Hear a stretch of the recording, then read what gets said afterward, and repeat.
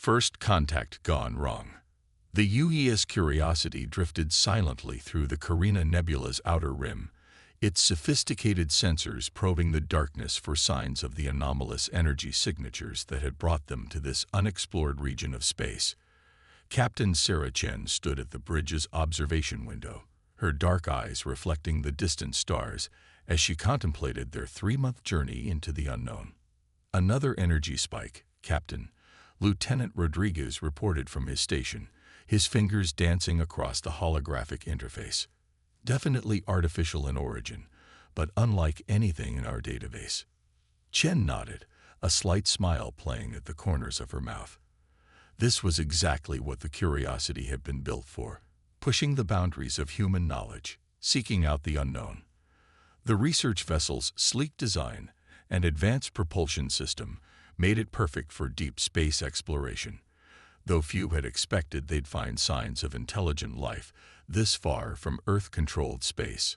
Multiple objects emerging from fold space, Captain. Rodriguez's voice carried an edge of excitement rather than fear. The crew of the Curiosity had been chosen specifically for their curiosity and adaptability, traits that would prove invaluable in the coming hours. The objects materialized into view.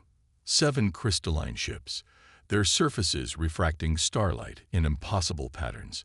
They were beautiful, but their formation was unmistakably military. Before Chen could order communications opened, a beam of purple energy swept across the Curiosity. Scanning beam, Chief Engineer Puddle reported from engineering. Non-aggressive, but incredibly sophisticated. They're probably getting a complete read on every atom of our ship. The alien response came moments later, broadcast simultaneously in radio waves and quantum-entangled particles, a display of technological prowess that was clearly meant to impress. The ship's AI translated. Attention, primitive carbon-based vessel. You have entered the space of the Azrathi Collective. We have analyzed your biological and technological signatures and found them wanting. Your species' continued existence serves no purpose in the grand design. Prepare for enlightened termination. Chen couldn't help it. She laughed. The sound echoed across the bridge, drawing surprised looks from her crew before they too began to smile. It wasn't the reaction the Azrathi had expected. Open a channel, Chen ordered, still smiling. Let's introduce ourselves properly. The communication system crackled to life, and Chen spoke with the calm confidence that had earned her this command. This is Captain Sarah Chen of the United Earthship Curiosity. While we appreciate your thorough analysis, I feel obligated to point out that attempting to terminate us would be both diplomatically unfortunate and technically challenging. Perhaps we could start with a civilized conversation instead. The response was immediate and dripped with disdain. Your primitive humor mechanisms are noted but irrelevant. The Azrathi Collective has achieved perfect biological and technological harmony through 10,000 years of careful evolution. Your species still relies on chemical neurons and binary computers. You are an aberration that must be corrected. Chen's smile widened.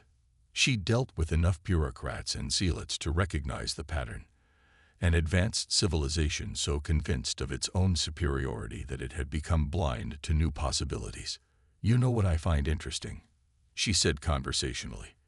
You've achieved perfect evolution, yet you still feel threatened enough by our primitive vessel to send 7 warships to deal with us. That doesn't speak of perfection. It speaks of fear. A deadly silence followed her words. The crystalline ships shifted position, their formation tightening. When the Azrathi spoke again, their tone had shifted from disdain to cold rage. Your impudence exceeds your ignorance. We had planned to make this quick and painless, but now we will ensure your species understands true perfection before the end. The lead Azrathi ship's crystal facets began to glow with building energy, but Chen had already given the predetermined signal to her crew. The Curiosity's primitive engines were spooling up, and its binary computers were running combat simulations faster than the Azrathi's quantum processors could track. You know what the problem with perfection is? Chen asked as her crew efficiently prepared for battle. It leaves no room for growth. And if you're not growing, you're already dead. She nodded to Rodriguez. Show them why humanity prefers progress over perfection. The Curiosity's response would teach the Azrathi Collective their first lesson about humanity. Underestimating humans was always a dangerous mistake. The lesson would be expensive, educational, and, for the Azrathi, deeply humbling. The battle for the future of human space was about to begin, and Captain Chen couldn't help but feel a little sorry for their opponents.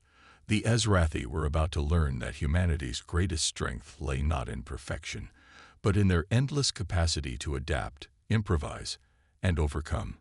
It would be a lesson they wouldn't soon forget. The art of unpredictability. The crystalline ships of the Azrathi Collective moved with mathematical precision, their formation a perfect geometric pattern designed to maximize offensive coverage while maintaining optimal defensive positioning. To their sensors, the human vessel's erratic movements appeared desperate and chaotic, the panicked response of an inferior species. They couldn't have been more wrong. Captain Chen watched the tactical display with satisfaction as the Curiosity executed another seemingly random maneuver, causing two Azrathi ships to adjust their positioning exactly as predicted. They really don't learn, do they? She mused, exchanging knowing looks with her tactical officer. Their predictability is almost embarrassing, Lieutenant Rodriguez replied, his fingers dancing across his console. Every response follows the same optimization algorithms. They're fighting like machines. The Azrathi's quantum-enhanced communications filled the bridge. Your primitive evasive patterns only delay the inevitable. Submit to termination with dignity. Chen's response was to order another course change, this one bringing the Curiosity dangerously close to the nearest crystal ship. The Azrathi vessel responded exactly as their combat doctrines dictated, by executing a perfectly calculated defensive maneuver that exposed their port side to the Curiosity's main weapons array. Target locked, Rodriguez announced with professional calm. They're still running the same shield frequency rotations. Let's introduce some chaos into their perfect system, Chen ordered. Execute protocol monkey wrench. The Curiosity's primitive weapons unleashed a barrage that would have made Earth's finest military engineers proud.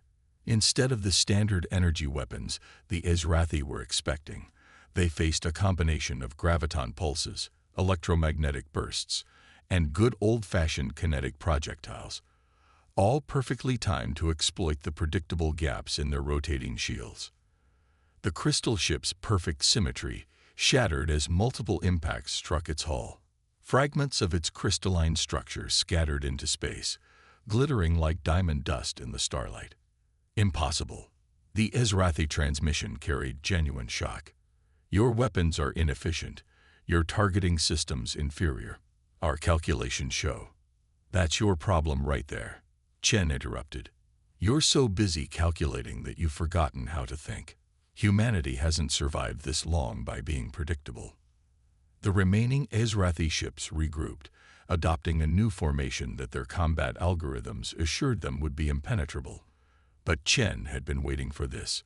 While the Azrathi were distracted by the Curiosity's apparent recklessness, they'd failed to notice the subtle changes in the background radiation of the nebula. They're still not scanning for quantum fluctuations in the lower bands. Chief Engineer Puddle reported from engineering. The resonance field is ready, Captain. Chen allowed herself a small smile. Let's show them why humans still appreciate a good magic trick. Execute Phase 2. The Curiosity suddenly killed all power, appearing to drift dead in space. The Azrathi ships moved in for the kill, their formation perfect, their timing precise, and completely blind to the quantum resonance field that had been building in the nebula's gas clouds. With a flash that temporarily overloaded even the Azrathi's advanced sensors, the field collapsed. The resulting quantum cascade sent waves of probability, distortions washing over their ships, playing havoc with their perfectly calibrated systems. Shields flickered, weapons misfired, and for the first time in recent memory, the Azrathi experienced something they had engineered out of their society generations ago. Chaos. Your tactics defy logic. The Ezrathi commander's transmission betrayed increasing frustration. No species would deliberately introduce random variables into combat situations. The risk factor's there. Exactly what makes it effective. Chen finished for them. You see, while you've been perfecting your responses to every possible scenario, we've been perfecting our ability to create impossible ones. The Curiosity powered back up, its systems untouched by the quantum cascade thanks to what engineer Patel liked to call good old-fashioned electromagnetic shielding. As the Ezrathi ships struggled to recalibrate their systems, Chen ordered another attack run. The beauty of chaos, she broadcast to the Ezrathi fleet, is that it creates opportunities. And if there's one thing humans excel at, it's taking advantage of opportunities. The battle that followed would be studied in military academies across the galaxy for generations to come. Not because of its scale or its casualties, but because it demonstrated a fundamental truth that the Ezrathi have forgotten. True superiority lies not in achieving perfection, but in maintaining the ability to adapt and evolve. As the Curiosity danced through the disabled Ezrathi fleet, Chen couldn't help but wonder if perhaps this encounter would teach both species valuable lessons about the nature of progress. After all, sometimes the most perfect solution is to embrace imperfection. Breaking the pattern. The Ezrathi High Command gathered in their crystalline citadel, its perfect geometric shapes reflecting their society's obsession with order. Emergency sessions were unprecedented. Their philosophy held that proper planning eliminated the need for urgency, but the humans had forced their hand. Impossible, Supreme Commander X-427 stated, their crystalline form pulsing with agitation. Our simulations account for every viable combat strategy. These humans should not be able to resist, let alone prevail. The tactical display showed the current situation. The UES Curiosity had not only survived, but had systematically disabled 3 Ezrathi warships.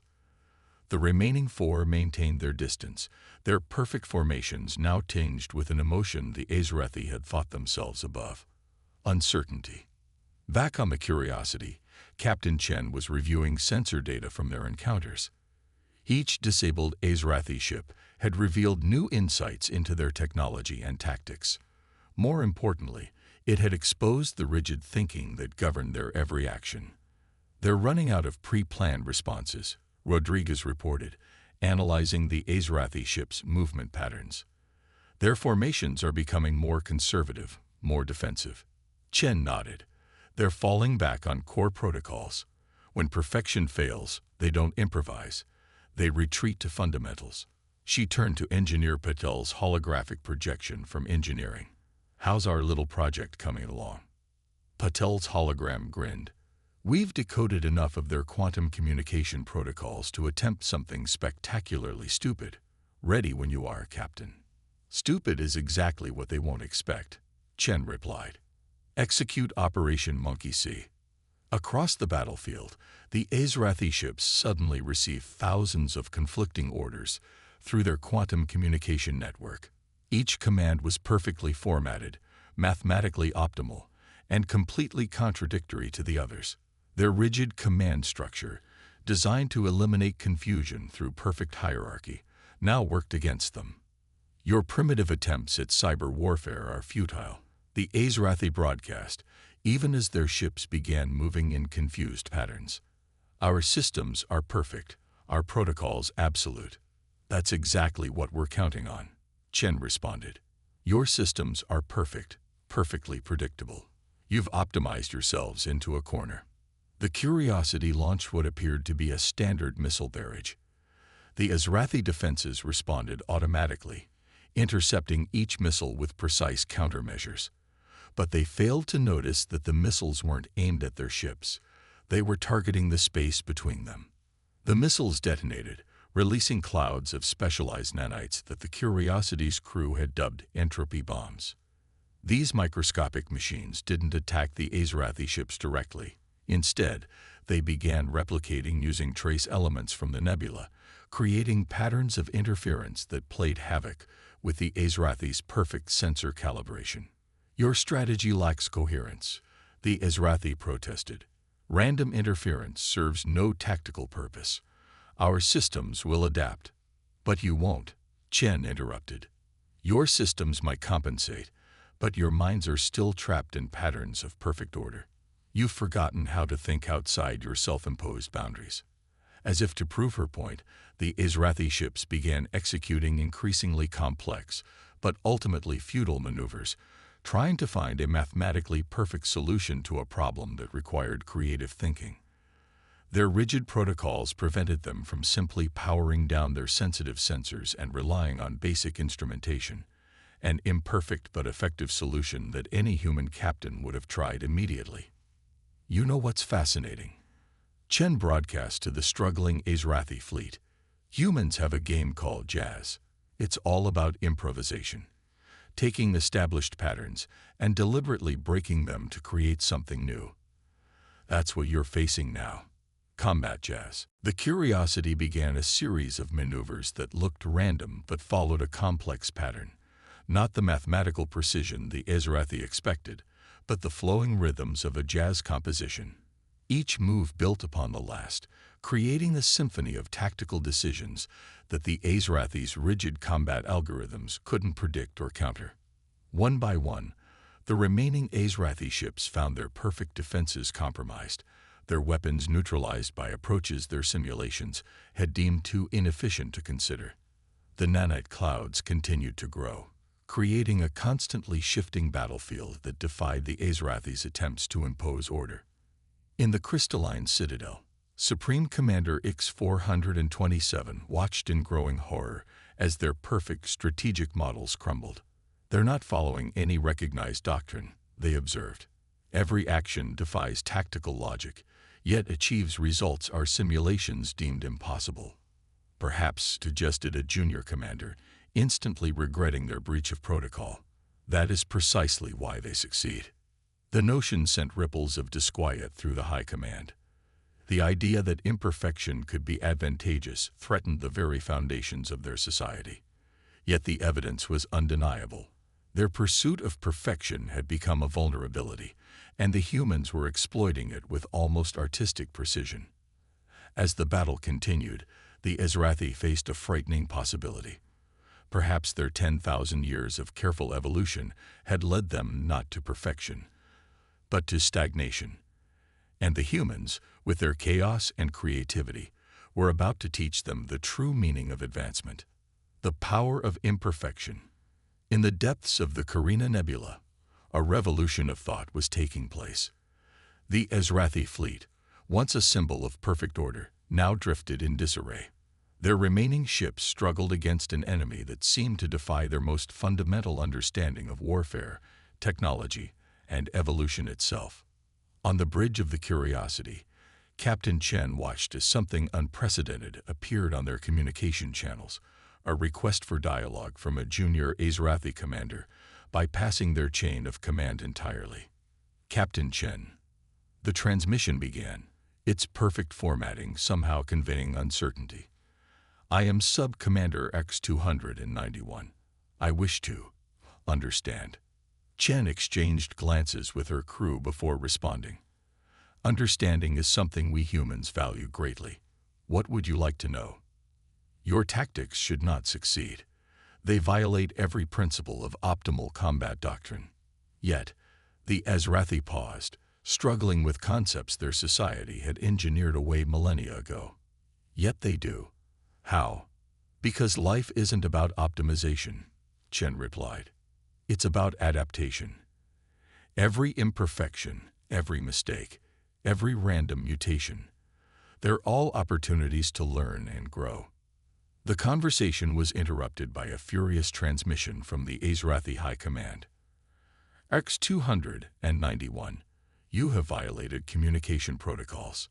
Your unit will be decommissioned and reprogrammed. All ships, execute Protocol Omega, total purification of the sector." The remaining Azrathi ships began to move into a new formation, their crystalline hulls resonating with building energy. but ARC's 291 ship hesitated. Your evolutionary path has led you to this point. Chen broadcast, addressing all Azrathi ships. But evolution isn't about reaching a final, perfect state. It's about maintaining the ability to change, to question, to grow. Look at your own history. When did your greatest achievements occur? When you were striving for perfection, or when you were willing to embrace uncertainty? The Azrathi ship's energy buildup paused. In the crystalline citadel, Supreme Commander X-427 faced their first moment of doubt in centuries. The humans' persistent survival had already proved their models flawed. What other assumptions might be wrong? Warning, the Curiosity's AI announced, detecting quantum fluctuations consistent with large-scale space-time distortion. Multiple signatures approaching.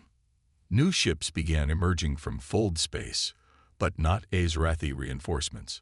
These vessels displayed a dizzying array of designs, technologies, and energy signatures. The Azrathi's rigid sensors struggled to classify them, but Chen recognized their nature immediately. "Those are human ships," she announced, unable to keep the pride from her voice. Each one representing a different approach to space travel, each one an experiment in pushing the boundaries of what's possible. The human fleet's arrival demonstrated exactly what Chen had been trying to explain. No two ships were identical. Some used conventional drives, others rode gravitational waves, a few appeared to bend space itself. Each represented a different solution to the same problem, each valuable in its own way. "Behold the power of imperfection," Chen broadcast. "While you've been pursuing a single perfect path, we've been exploring thousands of imperfect ones. And look at the result. Which approach has led to greater advancement?" In the silence that followed, ARC's 291 ship moved away from the Azrathi formation. "I calculate a 99.98% probability that continuing this conflict will lead to the stagnation and eventual extinction of our species," they announced. "The human model of embracing variation. It contains variables we have not considered." The Azrathi High Command erupted in chaos, another unprecedented event. Their perfect society had never faced such a direct challenge to its fundamental principles. The evidence before them defied their most basic assumptions about progress and evolution. "Your imperfection is a disease," the High Command declared, but their words lacked their former certainty. "It must be contained." "Imperfection isn't a disease," Chen responded. "It's the catalyst for growth. Look at your own ships. The ones we disabled are already beginning to repair themselves in unique ways, adapting to damage and patterns your perfect protocols never predicted. Even your technology understands the value of improvisation, even if you've forgotten it." She gestured to the tactical display, where the disabled Azrathi ships were indeed showing signs of unexpected recovery. Their crystalline structures were regenerating, but not in their original perfect patterns. Instead, they were forming stronger, more resilient configurations born from the necessity of survival.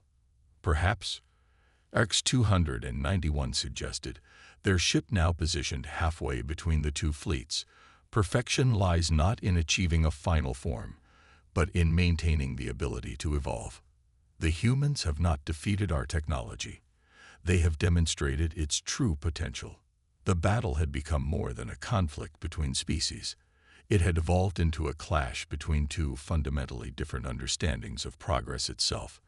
And as the Azrathi watched their damaged ships adapt and overcome in ways their perfect protocols had never imagined possible, they faced an uncomfortable truth. Perhaps their greatest weakness wasn't their technology, but their refusal to embrace the very imperfection that drove evolution itself. Evolution through chaos. The space around the Carina Nebula had become a living demonstration of chaos theory in action. The damaged Azrathi ships continued their unprecedented transformations, their crystalline structures evolving in ways that defied their original programming. More of their fleet began showing signs of independent thought, inspired by ARC's 291's rebellion against perfect order.